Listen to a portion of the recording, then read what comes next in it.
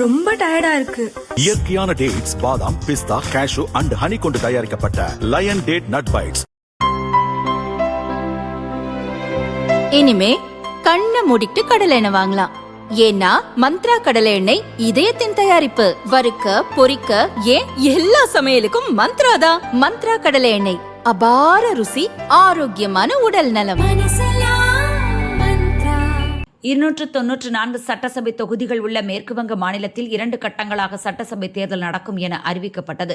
முதற்கட்டமாக 152 தொகுதிகளுக்கு கடந்த 23ஆம் தேதி தேர்தல் நடந்தது.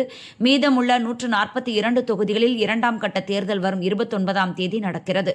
இந்நிலையில் தேர்தல் பணியின் போது நடுநிலையுடன் செயல்பட தவறியது, ஒருதலைபட்சமாக செயல்பட்டது, முறைகேடுகளில் ஈடுபட்டது போன்ற காரணங்களுக்காக 5 போலீஸ் அதிகாரிகளை சஸ்பெண்ட் செய்து தலைமை தேர்தல் கமிஷன் நடவடிக்கை எடுத்துள்ளது.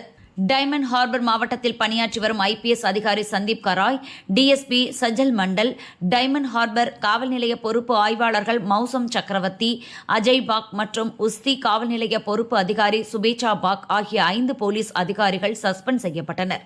IPS அதிகாரி சஞ்சீப் கவராய் குறித்து விரிவான அறிக்கையை மத்திய உள்துறை அமைச்சகத்திற்கு அனுப்ப தேர்தல் கமிஷன் உத்தரவிட்டுள்ளது.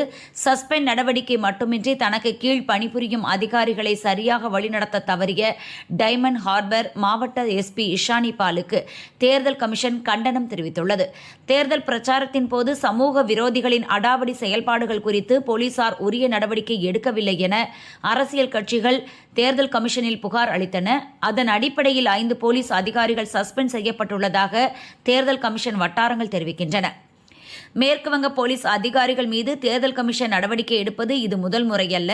சில தினங்களுக்கு முன்பு ஹின்கல்கஞ்ச் காவல் நிலைய பொறுப்பு அதிகாரி சந்தீப் சர்க்கார் உள்ளூர் அரசியல்வாதிகளுக்கு ஆதரவாக செயல்பட்டதாக சஸ்பெண்ட் செய்யப்பட்டார். இதேபோல் தேர்தல் நடத்தை விதிகளை மீறியதாக 5 வாக்குச்சாவடி நிலை அதிகாரிகள் சஸ்பெண்ட் செய்யப்பட்டுள்ளனர்.